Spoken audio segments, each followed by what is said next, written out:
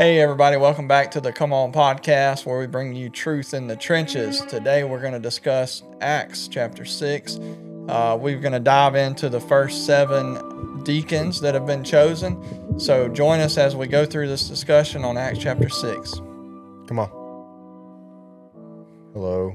Hey, I didn't even know how to transition there.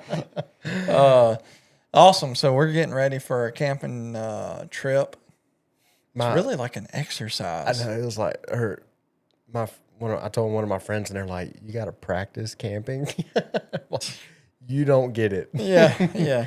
That's what I feel like. Like, I feel like this isn't even a camping trip. It's a legit camping trip, though. Yeah. Oh, when y'all were talking on the group message today, and y'all were like, "Let's just do the whole loop," I was like, "Okay." Well, and I think it's cool because we can just do whatever we want, really. So Mentally, I have to prepare my mind to do the whole loop, because that was up there. Eagle Rock Loop was up there with one of the hardest things I've ever done. But I was not. I'm telling you, dude.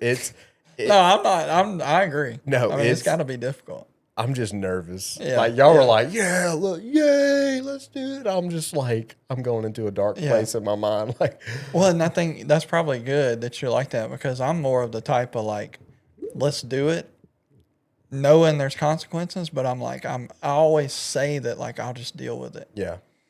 But apparently it always works out. But, I'm pumped. But if we do it or not, I honestly, I'm leaning more towards I really want to do the whole loop. Yeah.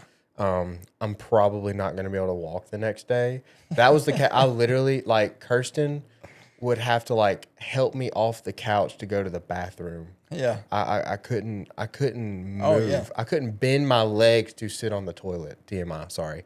But I couldn't. Yeah, when we did, me and Keith were on our way back from Minnesota, bro. We were like on the at the airport, like, and like sitting down, and it was like our cat. Every part of your body, like things you don't even know can hurt, were hurting. It was so crazy. Yeah. But yeah, that is funny. Like, you think about it, we're like working out to get ready for a camping trip. I'm bringing my hammock, tarp, and I'm gonna use that tent. So and I was talking to Balin, because I was like, I don't know if I want to bring my hammock or not. He's just like, dude, add as much weight as you want. You know, we're training. Yeah, literally. that's what I was gonna say. It's not gonna really. Yeah. I don't think on that one it'll be as bad doing what we're doing. Because one thing is, and I know we're getting off on details, but one thing is we won't have to worry about water, because we have plenty of water to get, is what I'm saying. On this one. Yes. So you won't have the weight of a bunch of water. You'll be able to carry like 2 water bottles and not worry about it. I don't know what we'll be dealing with on the I've been drinking. You don't know what we'll deal with? Yeah, like as far as like if it's going to be like you got to carry water, or if there's going to be streams. I've been drinking like 3 of these a day, and this is a 32-ounce Nalgene, and sponsor. Yeah, I wish, man. But I've been trying to like stay hydrated. Just being hydrated in general is very important, especially what we do. But I want to be. I don't want anything to be able to creep in and catch me by surprise. You know. Yeah, it's going to. I know. I'm going to prepare as much as I can. I'm still going to get my butt whooped. Yeah, it's going. No, I don't think you can prepare enough. Yeah. If that, I don't know. Probably could. I was at Keith's last night, Cromwell's. Yeah. And I was just kind of like shooting the bull with him.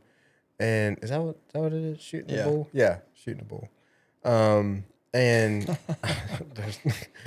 and I was talking to him. I was like, yeah, I've been walking with my backpack. I got like 40 or 50 pounds in my pack right now. I've been walking like 3 miles every day. And he stopped me. He was just like, without giving too much away, he's like, I would start trying to double or triple that. Mm-hmm. I was like, okay. And I was like, every day? He's like, every day. Okay. Yeah, you because like we're only doing 2 miles right now. Yeah. Me and Lauren, and it's not enough for sure. Yeah. The thing is, the first 2 that I did, I was trips, dude. Yeah, the first 2 XCCs, oh man, I was fine. Yeah. All good. But I walked the 2 miles, same thing I'm doing now, every day with my backpack and all my stuff, just like I'm going on the trip. And I was perfectly fine. Push-ups, sit-ups, air squats, and planks, just for a little bit of physical, stuff. And the Minnesota trip, I did nothing, and I'm pretty sure that's what just about took me out. Just going from nothing to wow, boom, like a shock. And so, like, I feel good walking these 2 miles. We do need to turn it up, and that's part of like going on this trip, getting something, seeing what's up, and then that gives us, I think, 3 weeks or 4 weeks to like see how, like, we'll know where we're at, and then we'll have 3 or 4 weeks. So. Anyway, enough about camping. These people want to hear about God. No. But before we transition to that, I did think about something that I just wanted to share with everybody. We've already talked about it, but I went through a season of, like, I don't know how to label it. I don't really like labeling stuff either, but just aggravation, confusion, just like unanswered things, or like just a lot of crap built up in my head, mostly. And it took 2 conversations to like totally flip that around. And what I'm getting at is the stuff that I was building up in my head wasn't even, not necessarily that it was true or false. It just didn't even really matter that much. Yeah. And like, so we build up these things, these thoughts, and that's what the devil, and it's the enemy, and it's going to get into this too. It feeds right into this, but it's him trying to do anything he can to distract or divide people, especially Christians. Yeah. So like, if he knows he can't make you not a Christian or not believe in God, he's going to try to like divide you from the people, your people or whatever. Yeah. Other Christians. Create division. Yeah. Yeah. And sometimes we just build that up when it's simple as like just going to somebody and asking them. Yeah. Most of the time, it ain't even nothing to it. Yeah.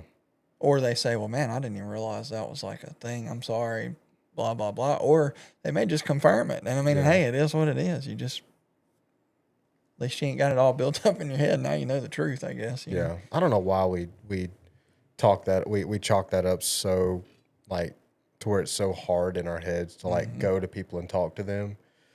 Like, it's so foreign to us, And I'm the same way. Like, if I'm in conflict, I'm not saying you're in conflict, but like if I'm in conflict with somebody in my head and it's not even outwardly, like I just dislike this person because of something that they did that they don't even know that they did. You know what I mean? Or it could be any circumstance, whether they know it or not. Yeah. Why, regardless, why not go talk to them? You know what I mean? Yeah. That's the big boy, big girl thing to do. And it's, for some reason, we make it. That's what somebody told me one time. I said the word hard conversation, or the phrase hard conversation. I said, yeah, I got to have a hard conversation. They said, well, what makes it hard? They're like, you're the one that makes it hard because you're building it up like it's going to be a difficult, hard conversation, which makes it a hard conversation. He's like, if you just go have the conversation, it ain't even going to be hard. Yeah. And then I did it, and I was like, wow. That was nothing. Yeah. I've had several of those. So it's been good. Always worth it.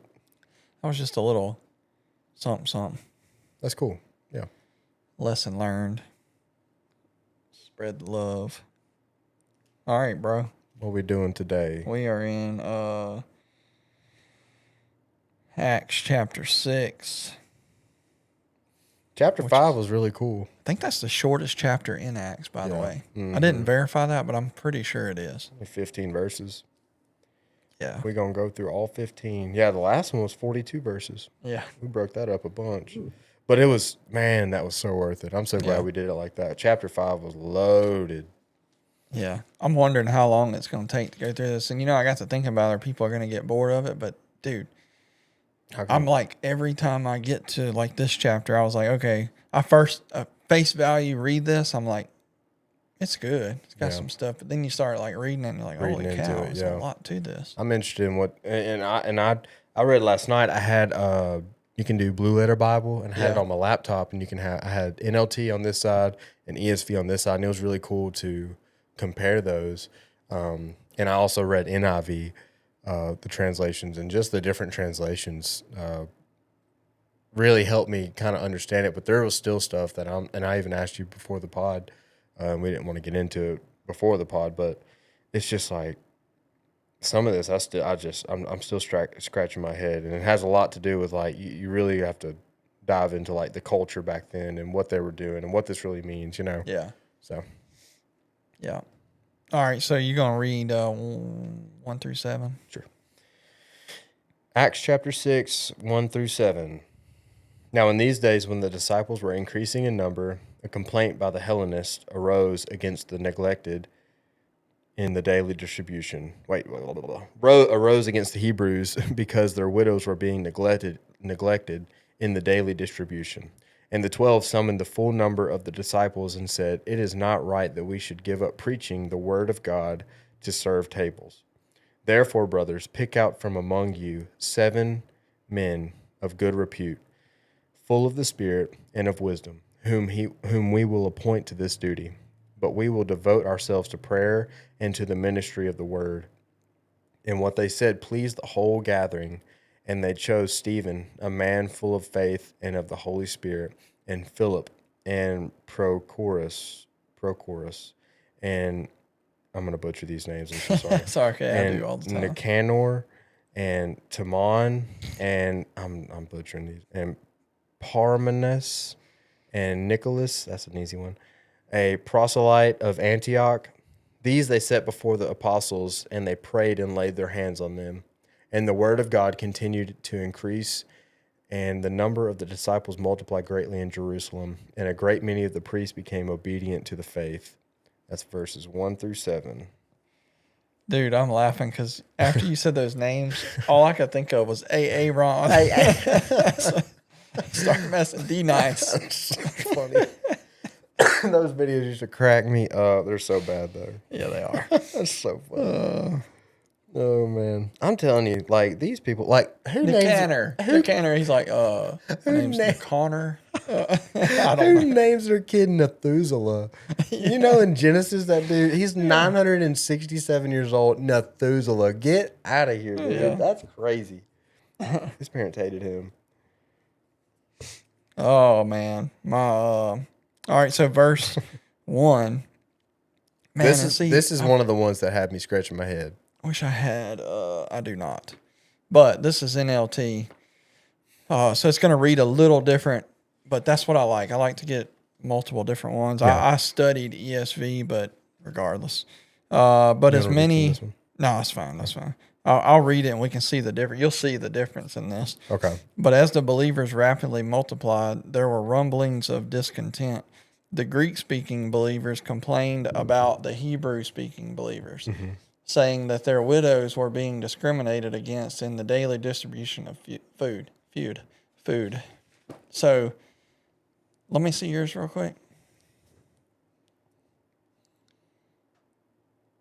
Yeah, so, all right, so I wanted to make sure I got this right. Hellenists are the Greek-speaking, and, oh my gosh, why would I go blank live on air?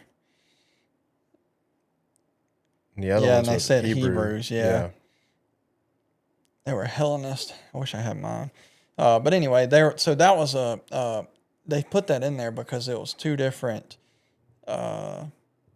they spoke two different languages, but they're also like culture-wise there's going to be a little bit of difference there. Yeah. Like different races potentially. Yeah. Basically, that's the same thing. And so what this whole first verse or I could speak a little bit about it, is basically the enemy was using the differences between their languages to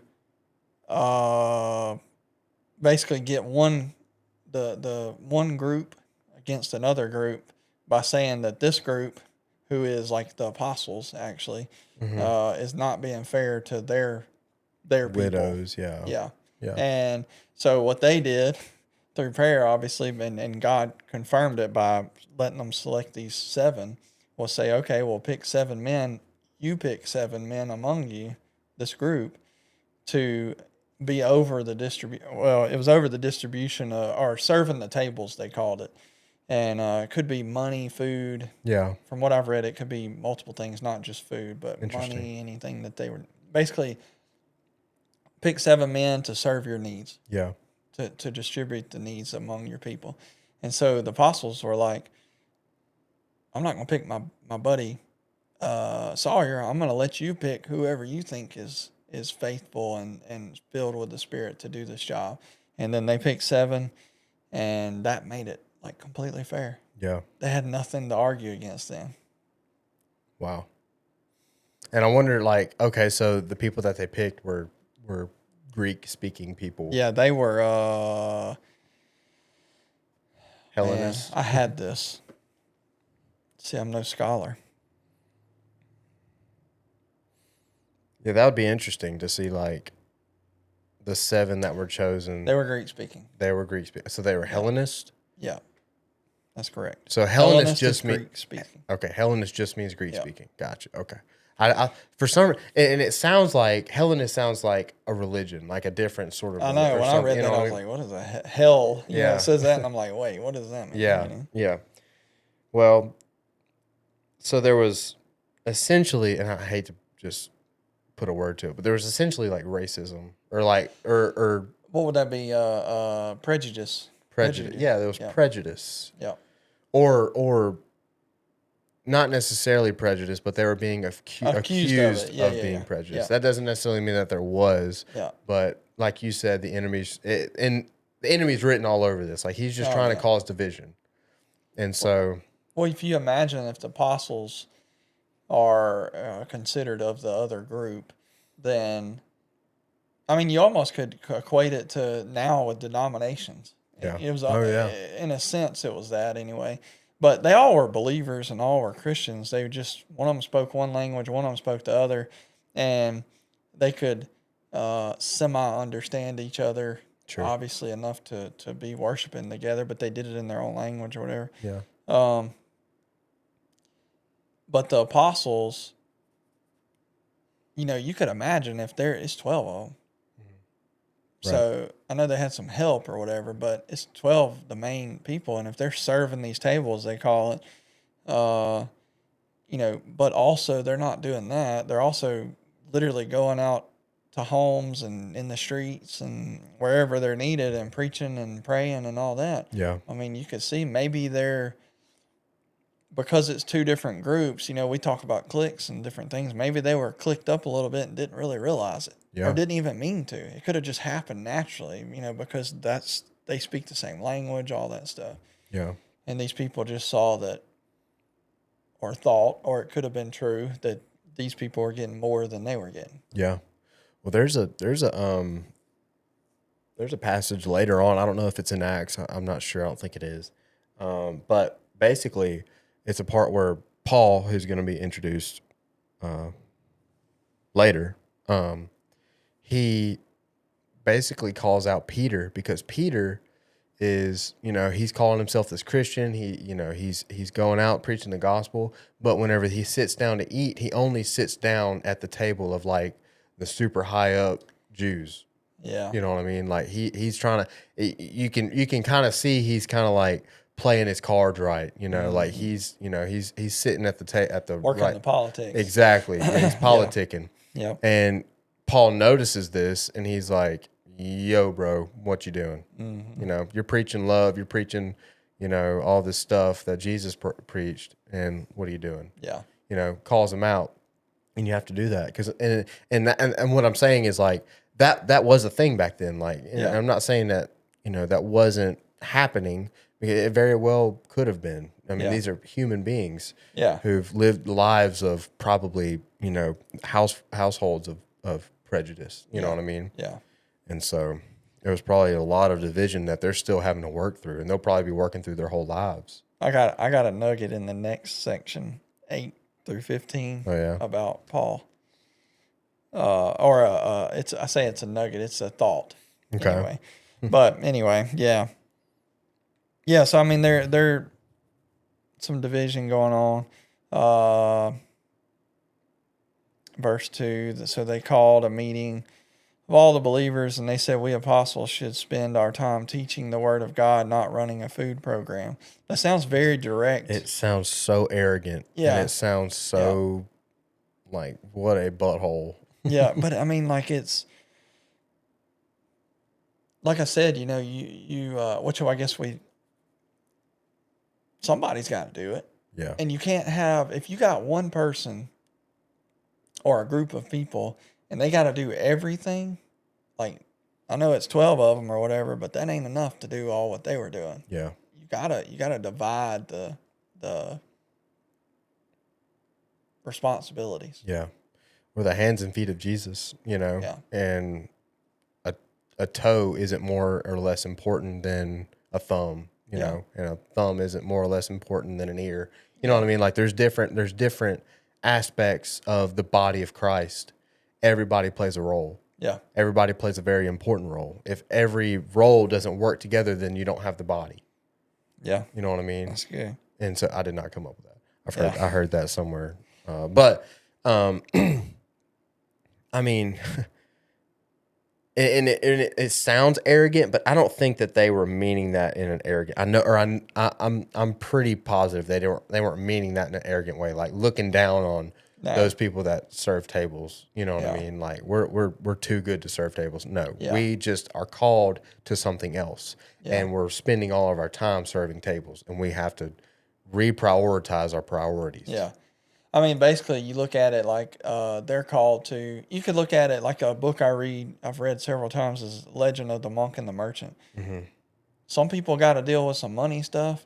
Some people got to be a monk, and they got to deal with the religious stuff, know, or religion, Christianity in this case. I need to read that book. Yeah, and I need to read that book.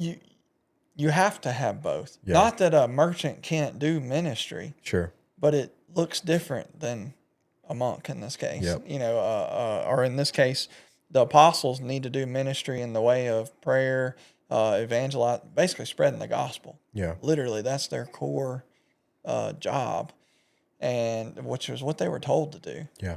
And now you've grown this church and you're trying to help a bunch of people. Well, now you gotta put some people over some other responsibilities. Yeah.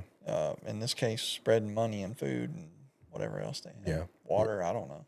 Like if Pastor Tom was, running the kids ministry, running the, driving golf carts out in the parking lot, picking up people, or, cleaning bathrooms. And, if he was doing all of it, how do you think Sunday would go? You know what I mean? Yeah. Like he has to distribute, like it has to be. There's no other, there is no way. Yeah. We're all called to different things. Like my calling, I feel like, is in the church is production. I like to, whatever behind the scenes I can do, I love to do that. There's a lot of people who their calling is driving golf carts or opening doors, smiling at people, talking to people, praying for people. There's just different there's different aspects of it. That doesn't mean that one's more important than the other. Yeah. Yeah, and we got to be careful not to look. First thing that pops in my head is like when the prayer team goes down front, I'm like, wish I could do that. Yeah. But not saying I can't, sure. But I'm just not there. Yeah. Doing others, so. Yeah. You're exactly where you're supposed to be, and they're exactly where they're supposed to be. Yeah. Yeah, so one of my little notes here was, and this is on verse 3, they said to select 7 men who were well respected and are full of the spirit and wisdom. Again, like I said earlier, they didn't pick their buddies. They let them pick them. Yeah. They didn't, like basically what I'm saying, they didn't keep control of who's doing what. And obviously they had some sort of I guess, say in it, if that makes sense. Yeah. Like they didn't just let them pick Joe Bob, who ain't ever done nothing for nobody, Yeah. They wanted people that were spirit filled. They'd been doing it, been doing ministry or helping people or whatever. So they selected them. Yeah. Which I think is how, ministry should be. I don't think that, if I sit here and I watch Pastor Tom, and we're talking about that's our pastor's name, Pastor Tom Lowe. Awesome guy. But if we sit here and I grew up, I'm just like, I'm gonna stand up there on that stage one day. I'm gonna stand up there on that stage one day, you know. But I'm smoking crack and, you know, lying all the time, and I can't keep a job, whatever. You know, I have this horrible reputation, or not even just like a horrible reputation, but I don't have a decent reputation. I'm not a trustworthy person. You know, like all these things add up, and it's not right for me to be in that position. Now, there's probably another position for me to be in. I need to grow in whatever position I'm in, but Pastor Tom's called to that. I'm called to this. You know what I mean? And it's also really good that I feel like that they did that, because as far as the disciples allowing the other people to choose, because that probably would have created a lot more division. Oh yeah, no doubt. You know, among those people. Oh yeah. Those people. You chose him because of this and that, but now there's like, well, y'all chose him. Yeah. So, you know, ain't my leader, you know. And here we go, verse 5. Or 4 says the apostles said they could spend time in prayer and teaching the word. Exactly what we were saying. That's what they were called to do. Yep. 5, verse 5. Everyone liked this idea and they chose the following, and they name out the names. But what's interesting is Stephen. They specifically say Stephen, a man full of faith and the Holy Spirit. So it's very obvious that Stephen is top dog. We're going to learn about Stephen, but he was like a guy that's like, wow, he's really doing it. You know, he was a no-brainer. Everybody said that. You know? Yeah, he was first choice, no brainer. Boom, this guy for sure. And then it says, obviously, they chose the 7, presented to the apostles, who prayed for them as they laid their hands on them. And God's message continued to spread, and the number of believers greatly increased in Jerusalem, and many of the Jewish priests were converted too. That's interesting that they add that. Yeah. But yeah, so they laid that. I think that's something that we in our world now think is weird. I don't anymore, but a lot of people, and my early thoughts was like, oh, that's weird, you know, to like lay hands on somebody. Yeah. But it's obviously very important. It's mentioned all through the Bible about laying hands on people. Yeah. When you pray for and praying for them. And so I'm assuming when they presented, it says they were presented to the apostles, who prayed for them as well as laid the hands on them. So I'm assuming they were like, they had to have been in prayer already, like, you know, about who's going to come to them, and, you know, God, let this be who you want it to be, not who we want, all that good stuff. Yeah. And so I guess when they came to him, man, they must have just felt just like, hey, this is the people. Yeah. So what's crazy to me is like, everybody wants to be a Paul. Everybody wants to be a Peter.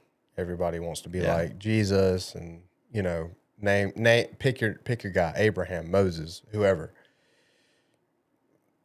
I've never heard anybody. Well, I've heard somebody, but I've never. You rarely hear people say, "I want to be like Stephen," because Stephen was picked to be head over serving tables. Yeah. You know what I mean? Yeah. But man, look at what they labeled him as: a man full of faith. Yeah. And a good reputation. Yeah, and we're about to learn what he.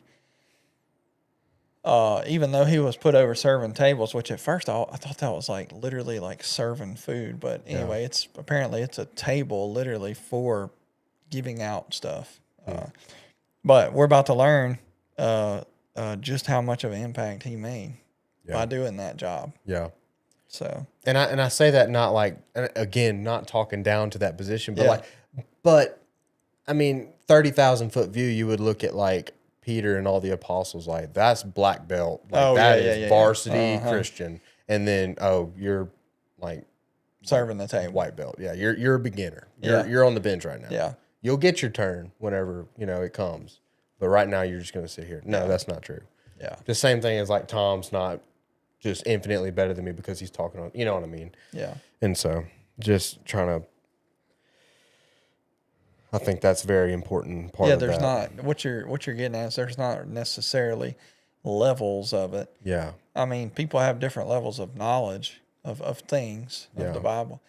But as far as Christianity, your walk, I mean, salvation. Yeah. So. Yeah. I mean, Stephen, I want to be like Stephen, bro. Yeah. That dude, I mean, seriously, like. Yeah. I don't want to. Yeah. Again, we don't want to put a label on it, but. Yeah. If you had to pick somebody, like, he was the one. He didn't have that high and mighty. Oh yeah. Disciple or apostle title. Yeah. He was a disciple, but he wasn't the main character of this, but man, he had a big part in it. Yeah. And man, he's being celebrated now in heaven, I bet. Yeah. You know what I mean?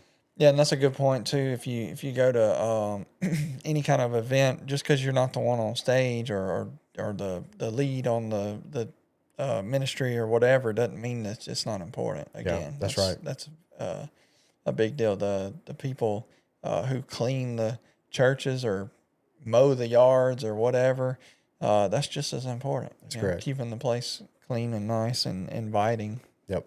People. That is right. You want to read 8 through 15? Yep. Okay. Stephen is arrested. Get my reading voice ready here. All right, so Stephen, a man full of God's grace and power, performing amazing miracles and signs among the people. But one day, some men from the synagogue of freed slaves, see, I didn't even hear it like that, freedmen, together, one word. Is that what yours says? Freedmen? Freedmen. It's verse 9. Freedmen. Yeah. The synagogue of the freedmen. And in mine's in parentheses, it says, as it was called. Yeah. And of the Cyrenians. Yeah. Mm-hmm. Yeah. It keeps going. Okay, I'm going to get back onto it. So, Stephen, a man full of God's grace and power, performed amazing miracles and signs among the people. But one day, some men from the synagogue of free slaves, as it was called, started to debate with him. They were Jews from Cyrene, Alexandria, Sicily, and the province of Asia. None of them could stand against the wisdom and the spirit of which Stephen spoke. So they persuaded some men to lie about Stephen, saying, "We heard him blaspheme Moses and even God." This roused the people, the elders, and the teachers of the religious law. So they arrested Stephen and brought him before the high council. The lying witnesses said, "This man is always speaking against the holy temple and against the law of Moses. We have heard him say that this Jesus of Nazareth will destroy the temple and change the customs Moses handed down to us." At this point, everyone in the high council stared at Stephen because his face became as bright as an angel's. Dude. That's insane. Crazy. I'm telling you, man, God is like, in this time, I would have loved to have just been a fly on the wall, just witnessing these things. Like, they get thrown in, they get tried and thrown in prison and beaten because, and you know, the priests and the high ups are like, you can't be doing these things. But like, people are dragging their family members' beds out into the street and like Peter's shadows falling on them and they're being healed. And it's like, this is just undeniable. And these people are lying against Stephen and his face is glowing. Are you kidding me? Angelic space too. So he's like, that means he ain't even worried about it. Yeah. And the high ups are probably like, who the heck is Stephen? Like, where did this dude come from? And he's glowing. You're kidding me. Oh man. Let's see. Stephen, full of grace and power, man. I want people to talk about me like that. Yeah, that's goes to the saying where do you want to be a good man or a godly man? And that's obviously right. Stephen was a godly man. All right, so Luke wrote Acts, and it is has been decided by the people, them, that Luke wrote Acts. Them people. And I know there's people debate everything, but anyway, we're going to say Luke wrote Acts. So when you get down to the part, let's see, so verse 11, they persuaded some men to lie about Stephen, saying, "We heard him blaspheme Moses and even God." So how does Luke know that? I come across where, and I don't remember because I just don't have that good of a memory. Mm-hmm. It said that it was Saul of Tarsus was in with this group of people, or would have been around this group of people who knew that people were put up to lie about this and be false witnesses. Because how else would Luke know? They know? Yeah. It's just Saul's thinking told on him, dude. So here's the thing. Saul was still Saul. Yeah, right. He was still high up. So now at this point would have been Paul. Yeah. Who's on the other side of all this. Dude. If you don't know who Paul is Paul. He was road to Damascus, had a salvation moment there, and wrote a majority of the New Testament. He'll be in this. Yeah. Like later. Yeah. Chapter. Yeah. We'll talk about him more, but that was just an interesting, like, okay, well, because people debate everything, and they're like, well, how does this author know that they persuaded the men to lie? Yeah. Well, that's so interesting. Could have been that Saul was there, and then when he come over talking to Luke, Dr. Luke, he told him about it. So, I mean, like, that's pretty cool. That is so interesting. It's just one of those things. Does it really matter? No, but it's really interesting. Man, I bet they were, I bet whoever these guys were sweating whenever Paul became a Christian. Oh, yeah. They were like, oh, we're so screwed. They're going to write a stinking book and tell all because he was all up in all that. Oh, yeah. He was. And he was probably one, because he was one of the ones pulling the strings. Yeah, he was after. He was like the Christian bounty hunter. Yeah. He wanted their heads, hated them. So he was probably all up in that, like, let's lie. Against Moses and God. Yeah, so let's see, where are we at? But one day, all right, so the synagogue, apparently it was called, I've read it as freedmen. It doesn't really matter. It's people that were in prison and now they're not, or they were in some type of captivity and now they're not. It kind of reminds me of CR, almost. You know what I mean? Different, but same. Yeah.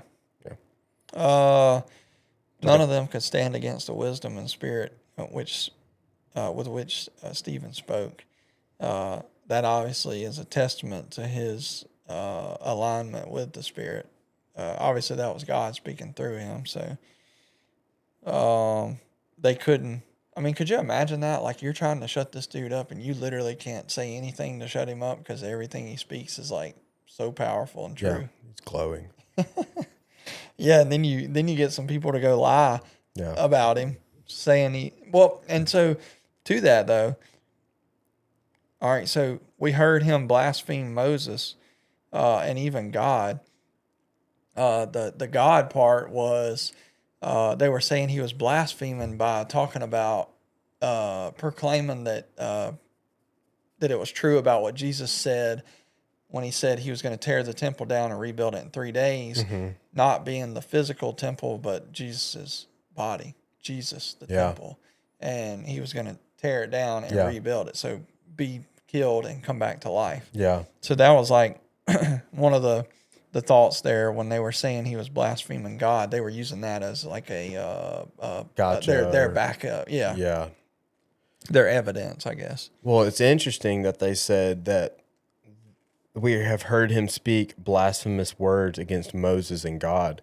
Moses, whenever he went up on the mountain and like was in the presence of God, and God like put him in the cleft of the rock, and he basically was like, you can't look at me or you'll die. Yeah. But I'll put you in the cleft of the rock and I'll walk past you and you can look at he says like, you can look at my hind parts. Like you can look at my backside. Yeah.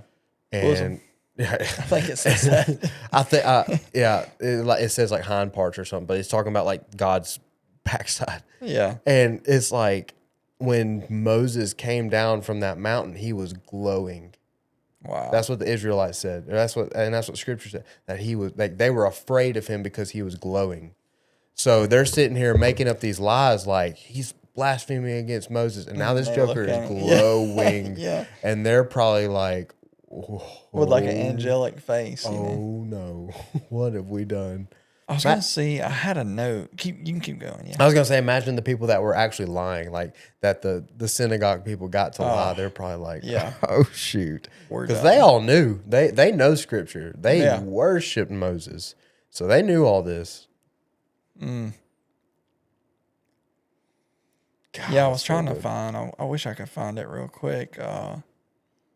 Okay, there we go. Those from Sicily. The mention of Sicily suggests that this may have been Paul's synagogue Oh wow. before he was converted. Oh wow. So that just reinforces what you said earlier. Yeah. And then they have okay, let's see. Here we go. God is so cool. It's like it's all full circle. Yeah, it says normally Luke would not know the opponents of Stephen, secretly induced the men that were induced to tell the lies, basically. Mm-hmm. But then they talk about Sicily and Paul or Saul at that time. Yeah. Let's see. Man, I really want to find. Okay, here we go about Moses. Okay, so here's some things that Stephen said. Jesus was greater than Moses, so that's blasphemous against Moses, which is the truth, though. Jesus is greater than Moses. Yeah, so Jesus said that. Jesus was God, so that's against God. Jesus was greater than the temple, which is words against the holy place. And then Jesus was the fulfillment of the law, which is blasphemous against the law. And then Jesus was greater than their religious customs and traditions. So whenever it was talking about Jesus's word, I'm going to destroy this place and change the customs, basically. That's kind of a ad lib word. I believe that's the correct term. Yeah. But so basically they just took all what he said. He was telling that he said it, things that Jesus said while he was on earth. Yeah. And they just took it and twisted it. Yeah. So that they could try to get him. Yeah. So they weren't lying necessarily, or according to them, they were lying, but they weren't like they were justifying. They were fibbing, but they were making it look white lie. Yeah. It's for a good cause. Yeah, that's right. Whatever.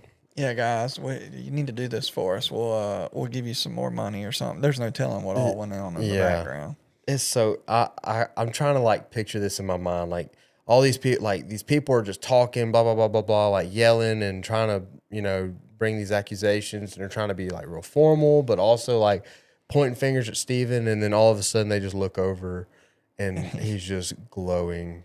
Yeah. Like, and I know we're gonna get into it in the next one, but like chapter 7, it's literally titled Stephen's speech, and I bet that's gonna be a mic drop of a speech because he's literally glowing right now. I know. So the Holy Spirit's powering up right now. Yeah. Here's his. This is some notes from Enduring Word.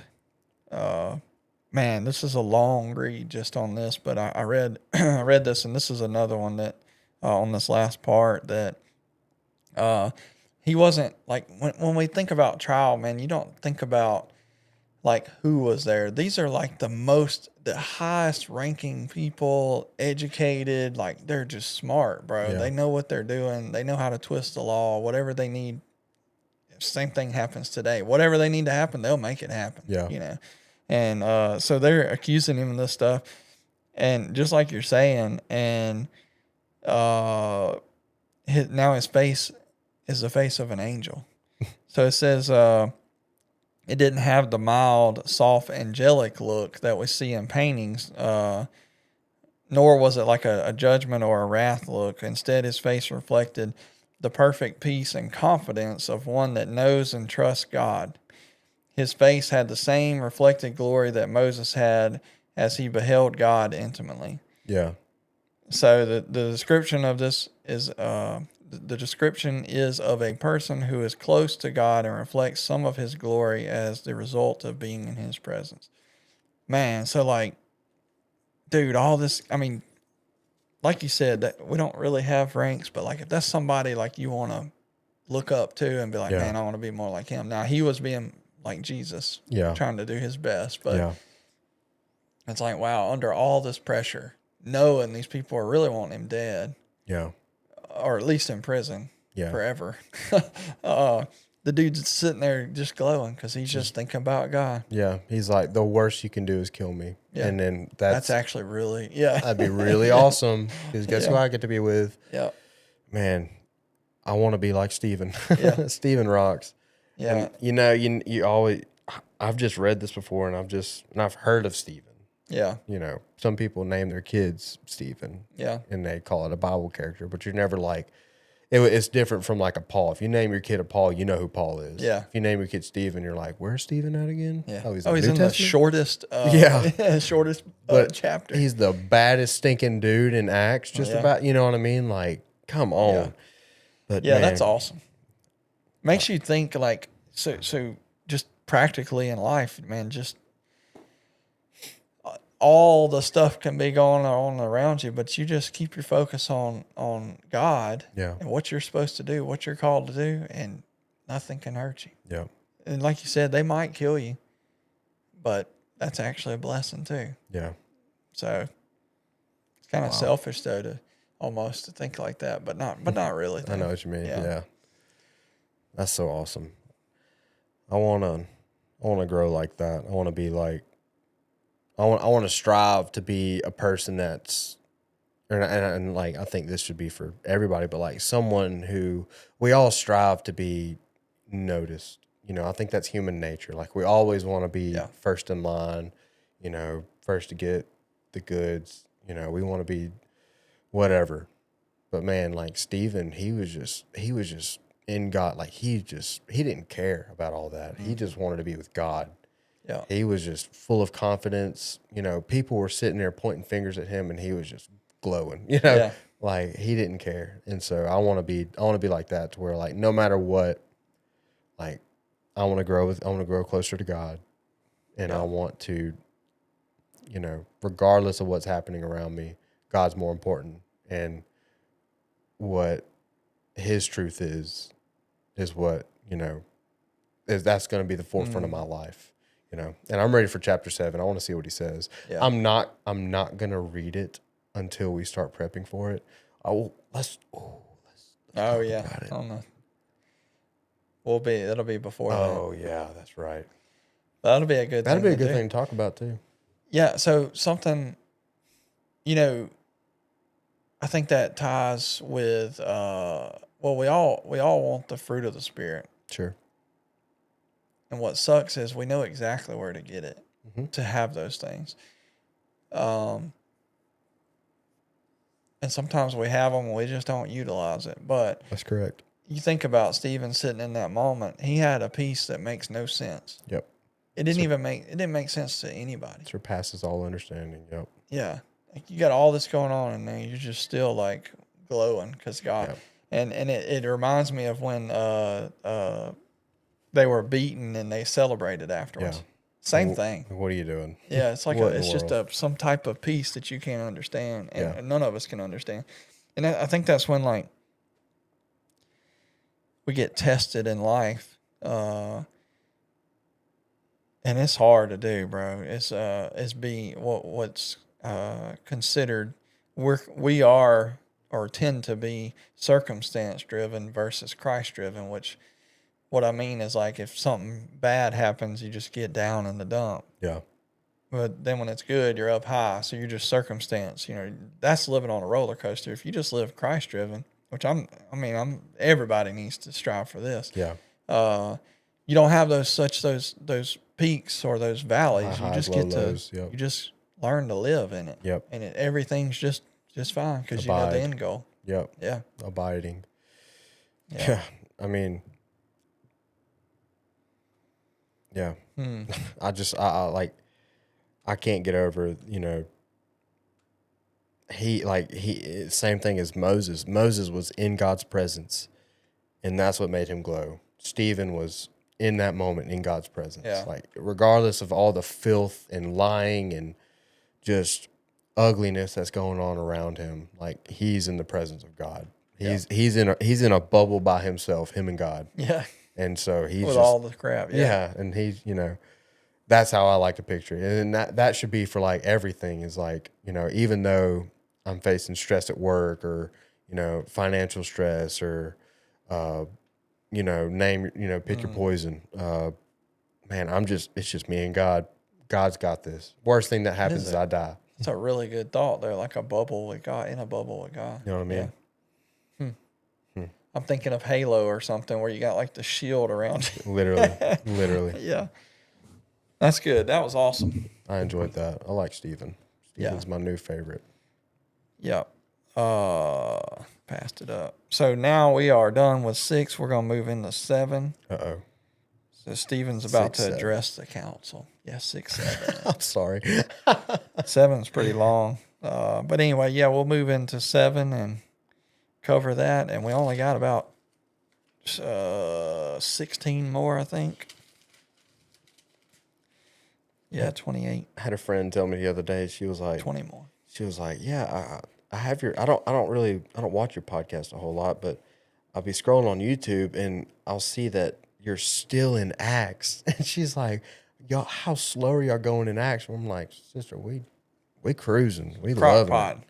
I love it. I love and man, I love diagnosing scripture like this. Yeah. It's my favorite. And here's the deal. I initially thought about that. I was like, dang, do we really want it? This is 28 chapters, bro. We got 20 more to go. And some of them we have to do multiple weeks on, Yeah. But it ain't about, like, for me, getting through it, yeah. them learning, and all this is for us to learn and to share it. Yeah, I agree. Hope somebody else learns it. I mean, we're not trying to like teach stuff. We're just sharing our talking through nuggets. Yep. And learning. And what's cool is, I know we say this a lot, but we don't really necessarily get together and talk about what we're going to talk about. Yeah. We just know what the subject is or the topic for the thing, and we just do it individually. Yeah. I learned a lot from you today, how you talked about that. Yeah, I think that the way I studied for this one I really like that. I finally found like some good stuff that like I could follow. And I'm not trying to knock. Is it Matthew Henry? Wow, I went blank. Yeah, Matthew Henry. I bought his whole set, beautiful set, has some good information. I can't follow the guy. Yeah. So pretty much a really good set of books on the shelf that look good. He's dense. Yeah. He's smart. That guy. If y'all are interested, Howard Marshall, Acts. Yeah. I don't know if you can see that on Brandon Clark gave me that, or he let me use it for this. Dude. He's never getting it back. Never. I literally thought about buying this. This was really, really good. Very helpful. But, and then Enduring Word, just to throw out some stuff where I read at. Yeah. But anyway, that's awesome. Awesome. Yeah. I enjoyed this a lot. Yeah. Thank y'all. We've gotten some comments rolling and stuff like that. So, man, that's good. That's awesome. We love to see that. Like, comment, share, all that good stuff. Spread the word. We appreciate it. Yep. And we love y'all. Yeah, we love y'all. Come on.